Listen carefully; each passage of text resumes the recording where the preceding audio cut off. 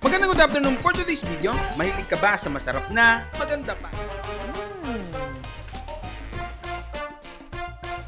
Ano ba to? Ice cream ba to o pancake? Nako, mukhang hindi. Masubukan na lang tong gawin. Okay, ito. Sabi doon sa video, ito lang daw eh. Mixture. Tapos lagyan natin ng tubig. Mix lang natin. Mix. Tapos niyan, syempre, hindi kompleto yan pag walang egg. Tapos mix natin. Yan. Okay, ito na. So, na-mix na natin. Lagyan na natin siya ng konting butter. Tadaan! Tunawin natin ng butter. Ilagay na natin itong ating mixture. Babalik na rin ba ito? Paano ba ito? Tadaan! Teka lang. Oops! Umaangat-angat na. Pag umaangat na, ibig sabihin, ano na siya, malapit na siya maluto. Tadaan! Whoop! Hindi naman yata ganito yung napanood ko. Parang manipis dito yun. Yan. But, nevertheless, I tried my best. Whoop! Wow! Yan! Ang pancake na hindi crepe. Wala bang ano? Parang yung worry no more na paggawa ng crepe. Kasi challenging ha. Ito hindi ko na-achieve oh. Parang 4 na crepe to eh. Sa kapal. Parang 4 na crepe. Anong nangyari? Ito. Cavite represents. Pero naman palang nabibili para mas madaling gumawa ng crepe. Bakit pa natin pahihirapan ang sarili natin, di ba? Iyan ang pambato ng basa-aristang negosyante na si Jaco.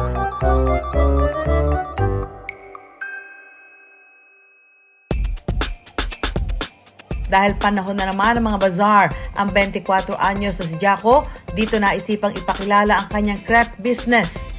Mahilig po kami ng family ko sa crepe. And sometimes po naghahanap kami ng crepe sa mga restaurant. Either mahal or mahirap po makahanap. So napa-idea po ako na why not start my own crepe business. Gusto ko po siya introduce talaga sa local people. Kasi konti lang po nagkakaroon ng ideas about sa crepe. And naisipan ko po mag-open dito sa biggest bazaar in the South. Bagito lang daw siya sa pagnenegosyo ng pagkain, kaya si Jaco katakot-takot na research ang ginawa para masimulan ang kanyang dream business.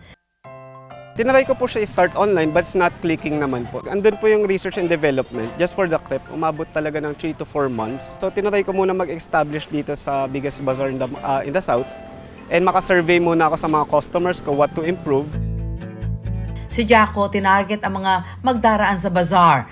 Ginawa ko po dito sa bazaar po, tina-target ko po yung families.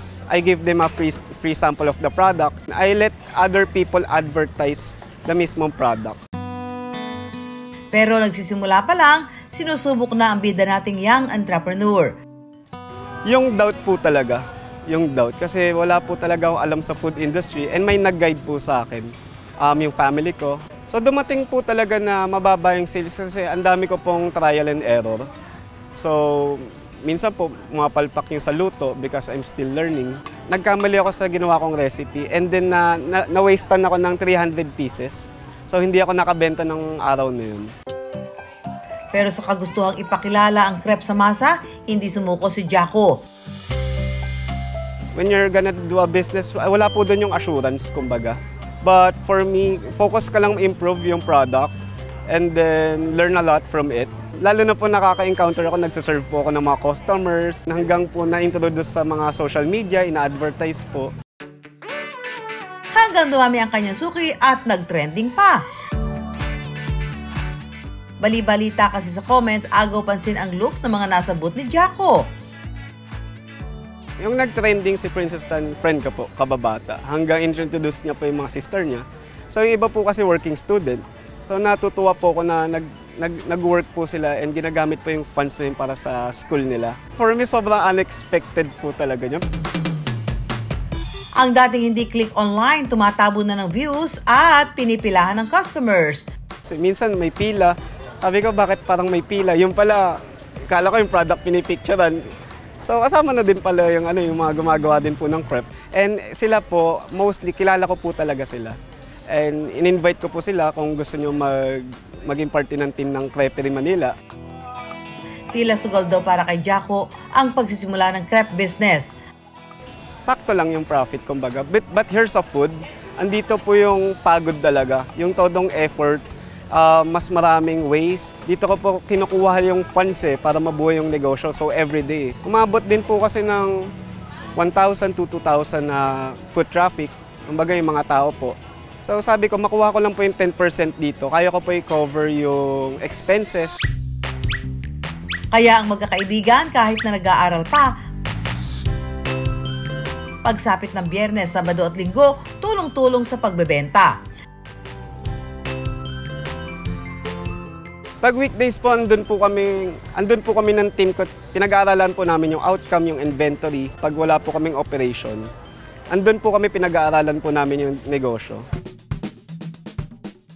Mahalaga raw na mapaikot ng tama ang kanilang pinuhunan. 200,000 po. Andun po yung research development, yung machines, and then yung mismong sa stalls po, andun po yung trial and error. So galing po siya sa ipon, and then sa dati ko pa pong naging business. Kaya nang maging matunog online, mas pinagbuti pa raw niya ang paghawak sa negosyo. Ang kanyang sinimulan sa pabarya-baryang tubo, kumikita na ng 6 digits kada buwan. Nakapag-save po ako ng budget. Nakapag-upgrade po ako ng machines ko po, so makagawa po ako ng marami. And then, nandun pa rin po yung budget for the research and development. Pero po ng negosyo yun Parang sumasahod lang po ako sa sarili kong negosyo. Kailangan po talaga mag-budget and then less error po dun sa mismong production para mag-less din po yung costing. Mahaba-haba pa raw ang kanyang tatahakin sa negosyo. Ang laging isinasaisip ni Jaco, if you're gonna start a business, dapat gusto mo talaga yung ginagawa mo. Kasi sa negosyo nga po, magbibigay ka po ng oras magbibigay ka po ng pagod, maglalabas ka po ng pera. So sa negosyo po kasi, wala po kasing assurance. Pero kumbaga kung naniniwala ka naman po sa product mo and you just keep moving forward, yung outcome naman po na nangyari din sa akin, napansin po ng ibang tao. Worth it po yung parang pagod, kumbaga. nangapaman sa pagsisimula, matagumpay naman nilang naipakilala ang negosyo at di sila tumitigil sa patuloy na pag-aaral para mapabuti pa ang kalidad ng kanilang produkto. Yan ang tamang attitude sa pagninegosyo.